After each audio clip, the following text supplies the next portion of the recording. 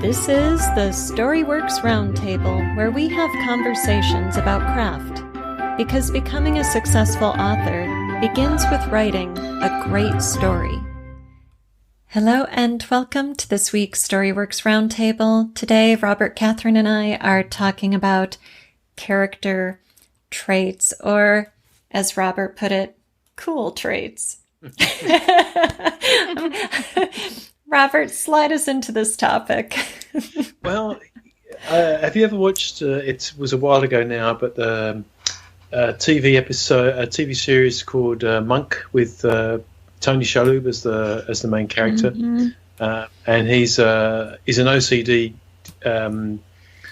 He's not a detective, is he? He's a detective's assistant, or he was one, I can't remember now. He operates as a detective. He operates as a detective, yeah. But he's right on the spectrum of full on OCD, so things bother him, and because of that, he picks up detail, of course, that others don't pick up. But then sometimes he makes choices that really mess up the investigation or make things very difficult. And it's a really interesting, it's a very strong character trait, obviously, in this particular personality, as opposed to necessarily just a trait. But I'm thinking that, sometimes you read a book and the character traits that have been chosen they're glib or they're cliched. We have a whiny teenager, or we have a hunky hero, or we have the war vet with PTSD. There are very obvious flaws, traits, wounds, etc. But sometimes it's the really, that's why I call them cool. It's the really interesting things, like the woman who won't venture outside unless she's got her lucky charm with her, and then the day that she does, something bad happens. And so why do they do that? Why have they come to this way of being? People with nervous tics that then get into trouble. So I think you don't necessarily want to overplay them, because then they become too much at the forefront of the reader, thinking, oh, here we go again. It's the nose scratching moment. Oh, there they go. Drawing their hands down their chin. They always do that when they're worried. So I'm not talking necessarily about things like that, but the idea that you can position something in there that gives your character something endearing, something recognizable, and something that's hopefully going to have a point in the story, I guess, as well at some point, not necessarily pivotal, but has, if you can weave that in there, then that's delightful. Yeah, not gonna lie, I totally stopped reading a book this week because the characters were so normal. It didn't even matter to me that, I was getting a little bit lost in the world building. Sorry, author. We just won't mention it. But it was because I couldn't grasp the characters. They weren't interesting, different enough for me. It was so stereotyped. I just recognized them right off the bat, that it was okay, I just don't care. And I think doing something and twisting some personality trait, giving them a character trait that is just that little bit different, or can really change the way that they would interact with even a stereotypical plot or a stereotypical issue. That's that fascination thing, right? That can really grab a reader and make them stay when, clearly I just legitimately just turned it back into the library. I was done because of the cliche characters. It was a rebel boy and the soldier girl, and it just, I knew the story already. I could see it, and it just didn't have anything unique and different. And I think with something as simple, quote unquote, as a personality trait, a character trait, you can really change that experience for your reader without necessarily having to, make your story something different. Right, yeah. You can have that fascination. Yeah, you could have the soldier girl, but, she carries a pet mouse with her everywhere. It's just something that she can't kill rodents. Yeah, exactly, right. But right. Or has again, a absurd fear of them, something different. Yeah, exactly. Yeah. You look at, again, it's a little bit going on that sort of spectrum of OCD, but you look at shows like Big Bang Theory, that show wouldn't exist without Sheldon. Otherwise, it would just be a bunch of nerds, which would have some entertainment value, but it's because of his specificity around his awkwardness that makes entertaining for many and unpleasant for some who just can't watch it because it rubs them up the wrong way. So I don't see any reason for. I think you can push boundaries. You could, if your character alienates a bit, then well, so be it. If you do it in the right way, and there's obviously a fine line. You read plenty of reviews on Amazon and say, "I hated this character." Right. Couldn't stand the way they kept bitching on about how they didn't have enough money. So make sure your character trait, has something that's kind of, enjoyable and entertaining to the audience.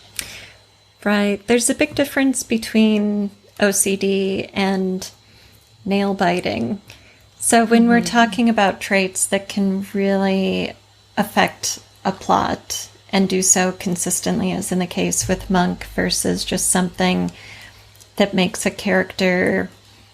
a character a tell, shall we say? Right. Like Harry's scar is a trait, and it's significant to the story, and it plays out in the plot because it burns and itches and such. So, right, exactly. When we're trying to make, let's say, a normal character, not somebody with magical abilities, different, unique, what are we looking for? What's going to make that character stand out as cool and not be so boring that you send the book back to the library unread? I think it has to be more than just like a surface tick. I think it has to be more of a personality, like a deep down. Like if you're talking about, like, let's say, Robert had mentioned money just briefly. I thought frugality. Okay, there's one that you could really play with, because then all of a sudden they refuse to buy something that is desperately needed, but they think it's a whim expense, and they just, you could just play so much with that, and it really doesn't affect. It affects things on a different level than just like their surface looks or their surface ticks or their necessarily the way that they interact with everybody in day-to-day dialogue right on their page. So it can come up at key points and you can be reminded of it and go, oh yeah, that's right. But it doesn't have to annoy and it doesn't have to distract, but it can have crucial moments or, so something more along those lines where it's really ingrained in who the person is and not necessarily that needs to change in order for them to solve the climax, but could become a very interesting complication without having to be something that needs to be evolved. Like Monk's never going to lose his OCD. Right. That's part of his charm, but he can grow and he can change and he can evolve in order to reach a climax or resolve something without losing that character trait that makes him so fascinating. Yeah, that's interesting. Bringing up frugality reminds me, going back to Harry Potter here, of the Weasleys' poverty. So you have some funny things like Ron having to wear the frilly robe to the dance, but then you also have plot elements like he breaks his wand and can't buy a new one. So it's got tape on it, so it's backfiring. Right. And then that does factor into the climax of that book ultimately. And so I think these traits become more interesting when they do factor into the plot than when they're just a visual, just a surface thing to try to distinguish one character from another in words. And when we talk about character development, we really want to develop a whole person and not just say, well, this person bites his fingernails and this person swears a lot and this person never ties his shoelaces, right? Right.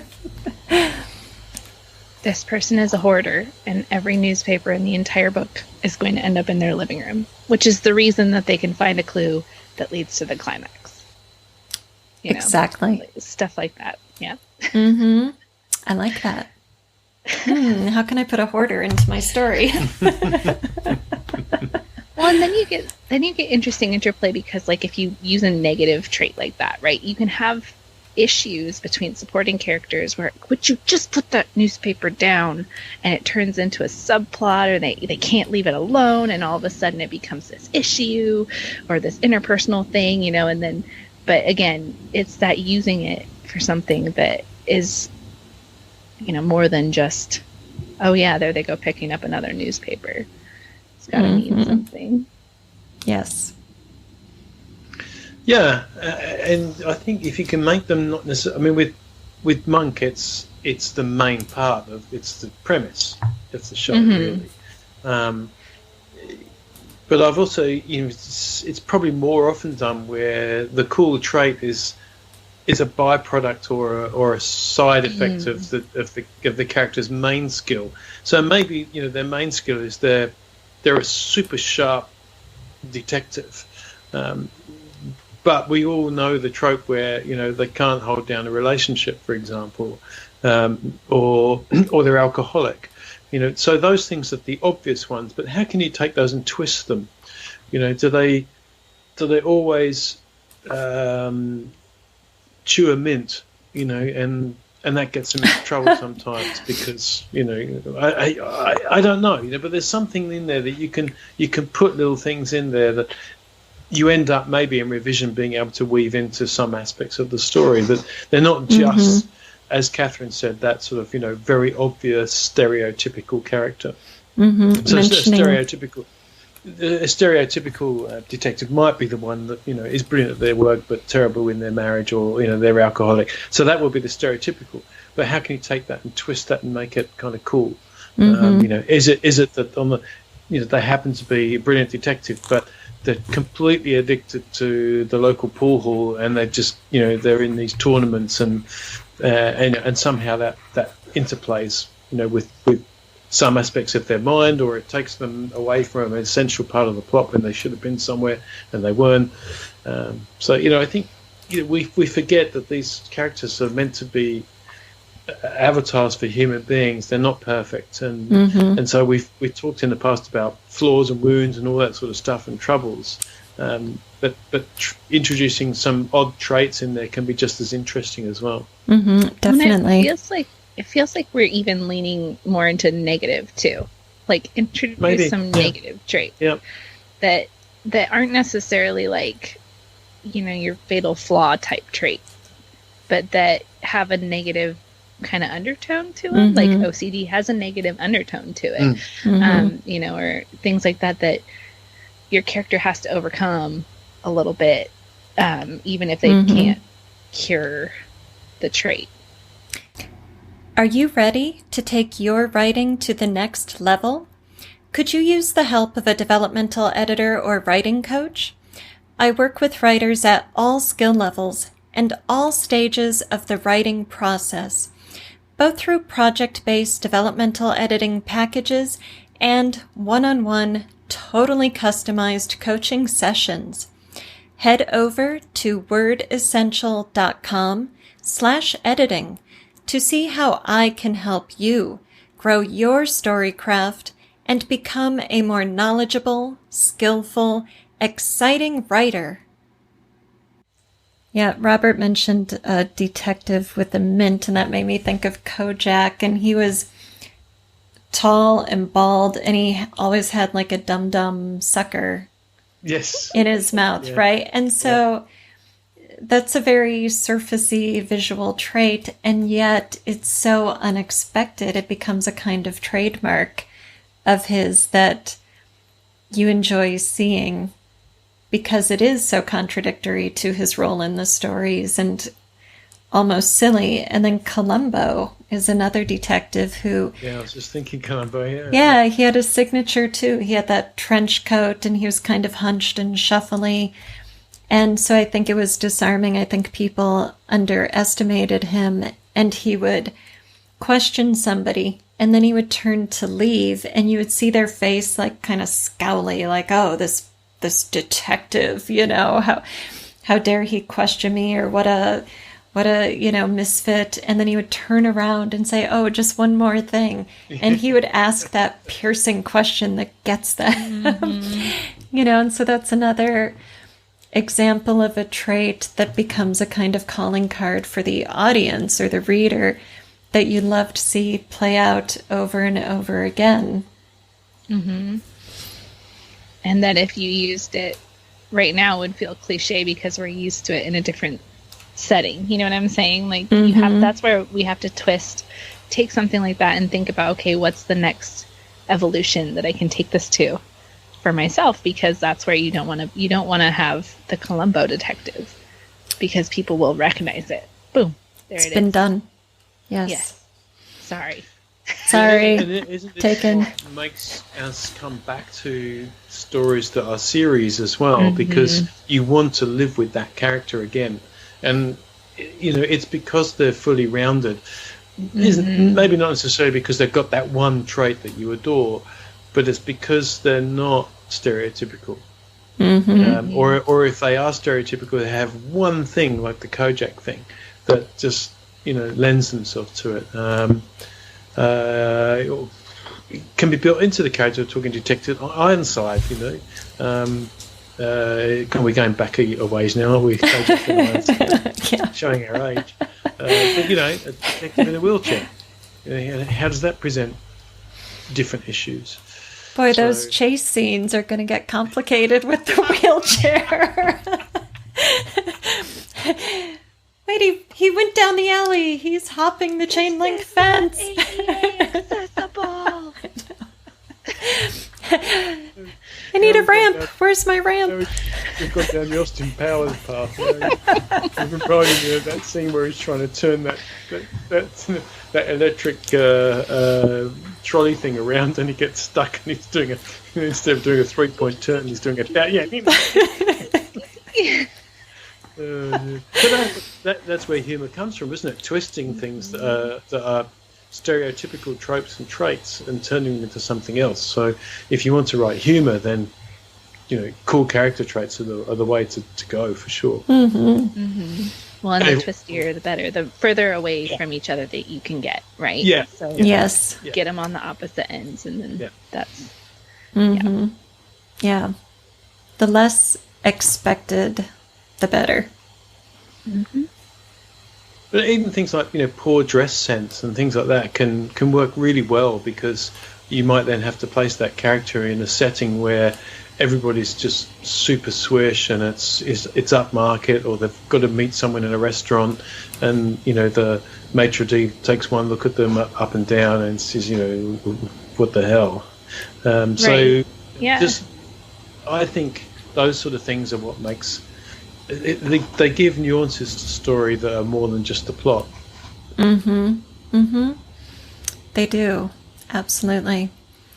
Yeah, and I think, as we've already said, but I'll just put a finer point on it again, the more you can make these things important in your story, the more relevance you can give them, the better. Like the OCD with Monk, or like that one last question with Columbo, or whatever. We'll stick with our detective examples, but they go from being surface to being significant when you can factor them in to the character arc or the plot arc in some important way.